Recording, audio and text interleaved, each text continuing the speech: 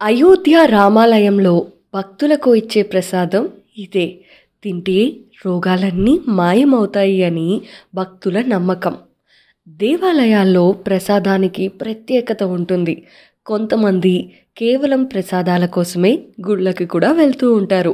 తిరుపతిలో లడ్డు, అన్నవరంలో గోధుమ నూకతో చేసిన ప్రసాదం, విజయవాడ కనకదుర్గమ్మ ఆలయంలో పులిహోర, శబరిమల అయ్యప్ప ఆలయంలో ఆవరణ పాయసం, షిరిడీలో దూద్ పేడ, శ్రీకృష్ణ దేవాలయాలలో మఖన్ మిశ్రీ ఇలా వేటికవే ప్రత్యేకత. మరి త్వరలోనే ప్రారంభం కానున్న అయోధ్య రామమందిరంలో ప్రసాదంగా ఏమి అందిస్తారు అనే ఆసక్తి ఇప్పుడు అందరిలోనూ నెలకొన్నది. రామమందిర ప్రారంభోత్సవానికి ఏర్పాట్లు కూడా కొనసాగుతున్న విషయం మనందరికీ తెలిసిందే. జనవరి 22న ప్రాణప్రతిష్ఠ తరువాత దర్శనం కోసం భక్తులను అనుమతించబోతున్నారు. అయితే రామాలయ సందర్శనకు వచ్చే భక్తులకు అందజేసే ప్రసాదం విషయంలో శ్రీరామ జన్మభూమి తీర్థక్షేత్ర ట్రస్ట్ కీలక నిర్ణయాన్ని తీసుకుంది. ప్రసాదంగా యాలకులను అందించాలి అని ట్రస్ట్ నిర్ణయించింది. ఇది తీసుకుంటే ఆరోగ్యానికి చాలా మేలు జరుగుతుందని అంటున్నారు. పంచదార, యాలకులతో తయారు చేసే ఇలాచీ దానాను ఇప్పటికే దేశంలో కొన్ని ఆలయాల్లో భక్తులకు అందిస్తున్నారు.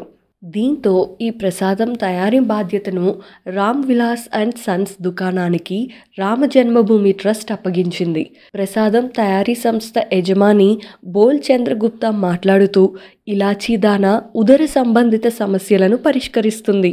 పూర్వాంచల్ ప్రాంతం నుండి కూడా వచ్చి దీన్ని ప్రసాదంగా మా వద్ద కొనుగోలు చేస్తారు అని చెప్పారు. ప్రాణప్రతిష్ఠ జరగనున్న జనవరి 22లోపు 5 లక్షల ఇలాచీ దానా ప్రసాదం ప్యాకెట్లను ఆలయ ట్రస్టుకు అందించేందుకు తాము కృషి చేస్తున్నాము అని వివరించారు. యాలకుల గింజల వల్ల ఆరోగ్య ప్రయోజనాలు కూడా ఉన్నాయి అని గుప్తా చెప్పుకొచ్చారు. దీనిలో పొటాషియం, మెగ్నీషియం సహా పలు ఔషధ గుణాలు ఉన్నాయని వివరించారు.